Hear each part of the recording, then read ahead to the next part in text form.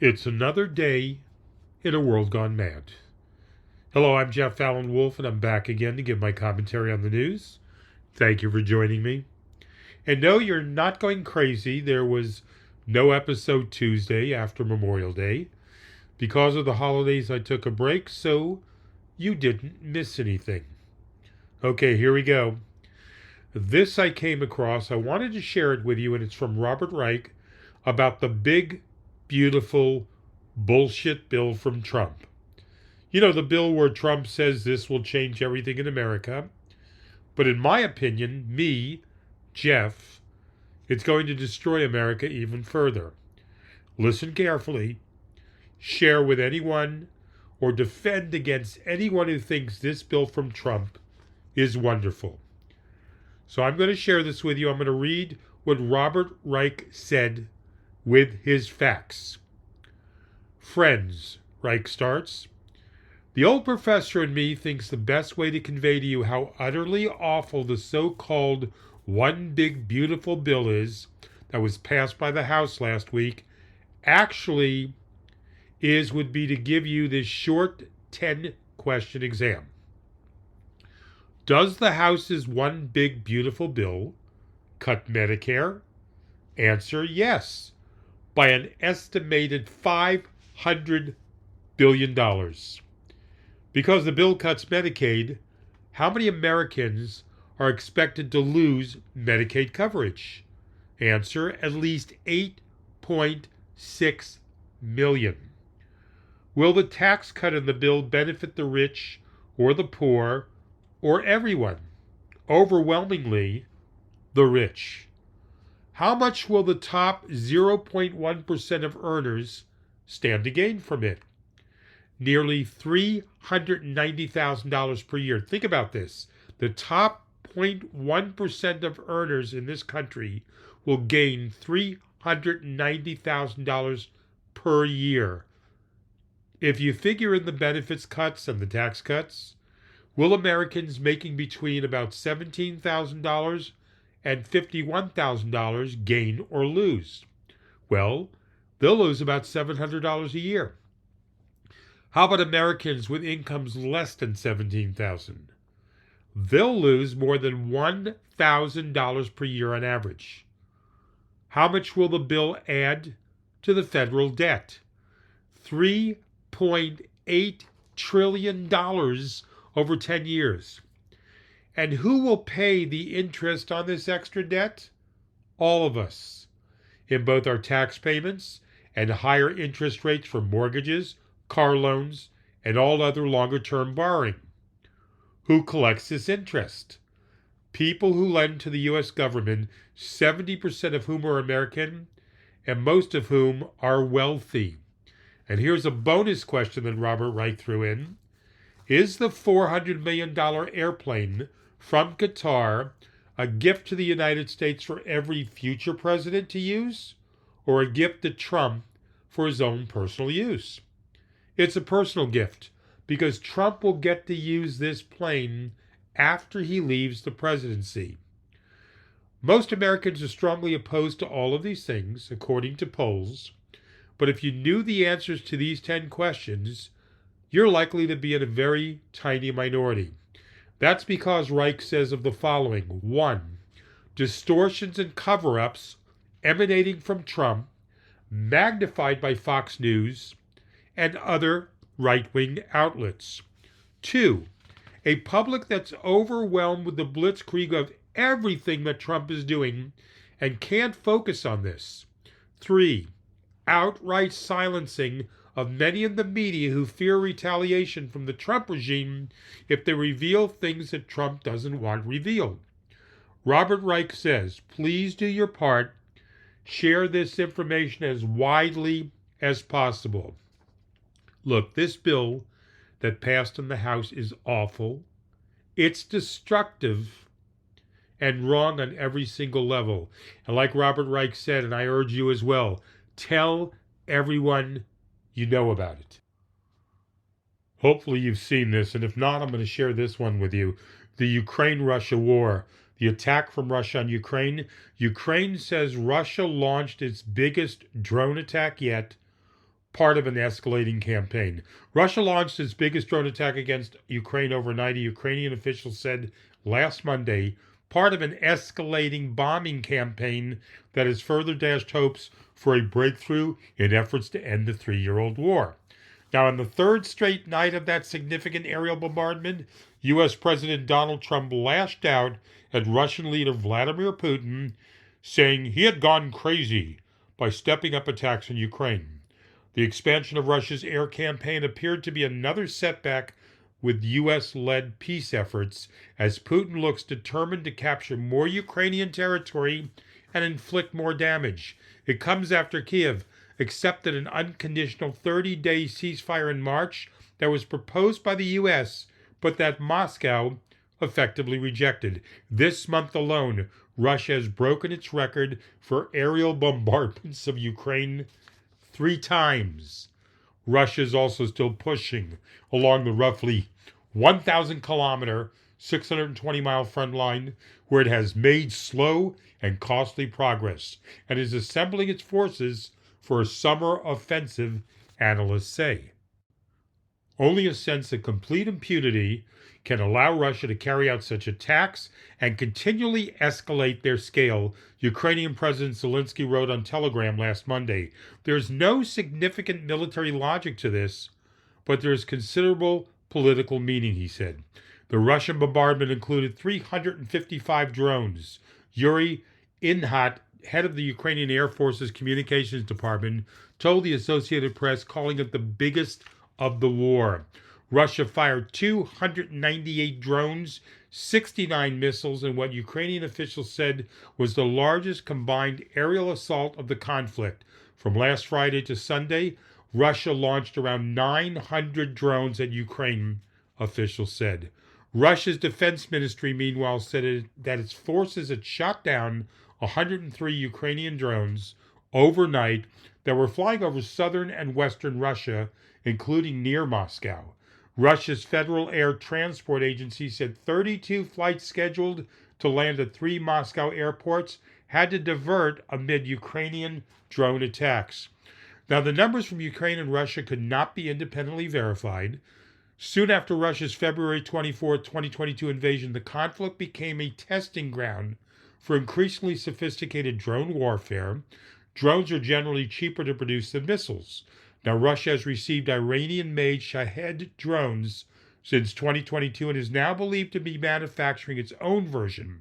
Ukraine, as well as receiving smaller battlefield drones from its allies to help it compensate for a troop shortage, has developed its own long-range drones for strikes deep inside Russia.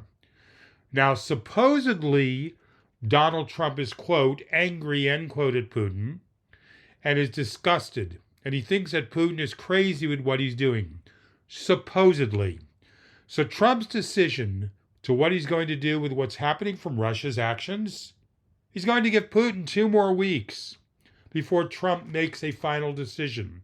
In other words, he's going to allow Putin to continue with his attacks by giving him time to push forward, to take more land. This is a stall tactic by Donald. Plain and simple. An incompetent president who clearly is in support of Putin. Germany's Merz said there are no more range restrictions on the weapons supplied to Ukraine. Germany's new chancellor said that his country and other major allies are no longer imposing any range restrictions on weapons supplied to Ukraine as it fights the Russian invasion.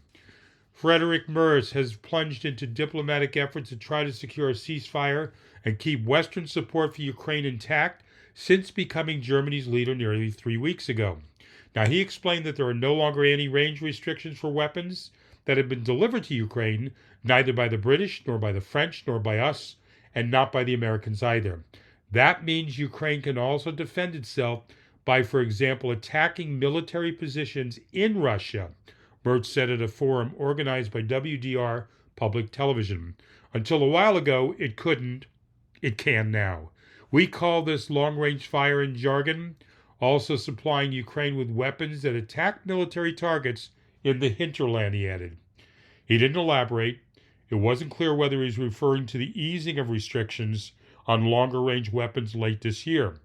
Commenting on Mertz's statement, Kremlin spokesperson Dmitry Peskov said that a decision to lift range restrictions would be quite dangerous and run contrary to our efforts to reach a political settlement.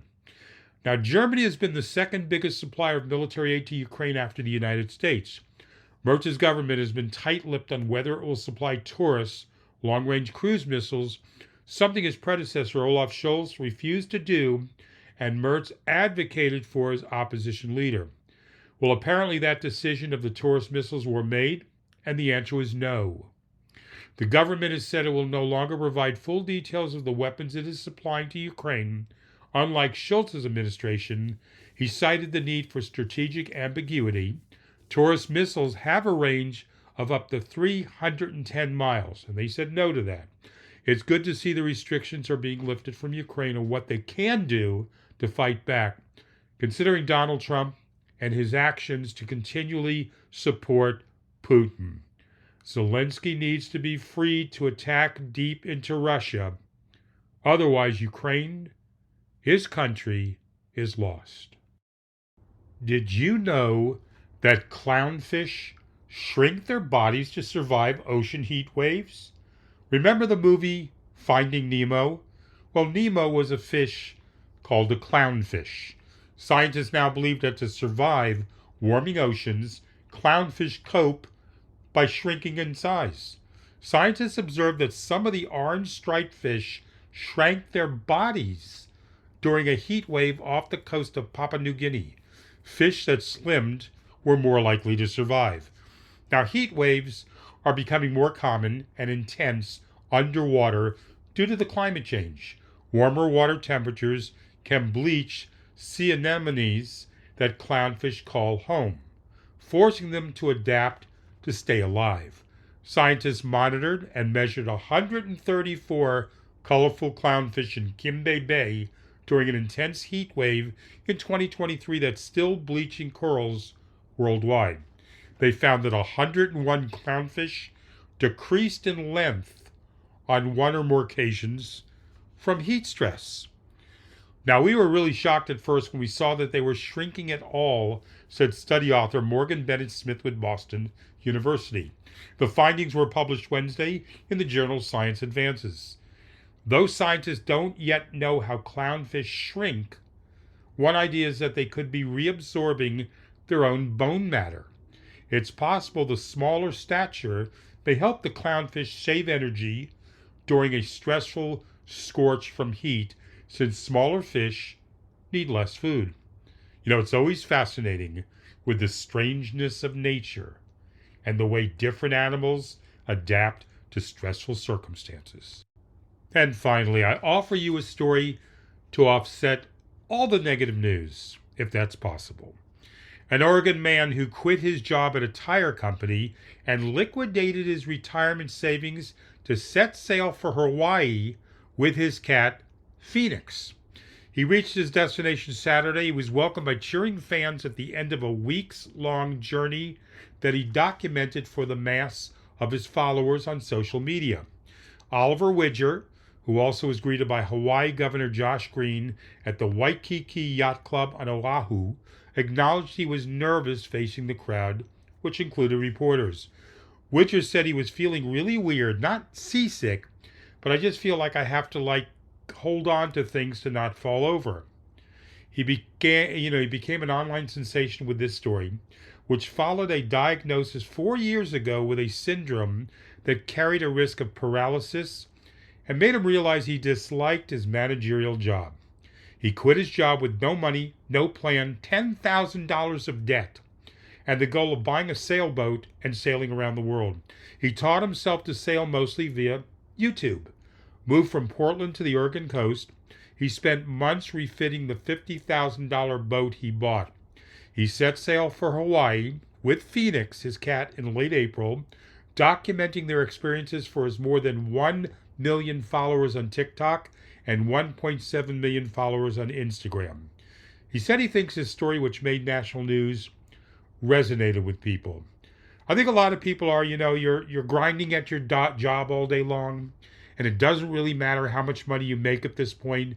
Everybody's just trying to do enough to get by, and that just wears you out, he said. It's just the world's in a weird place, and I think people have seen that it's possible to break out. Now, Green presented Widger with a proclamation.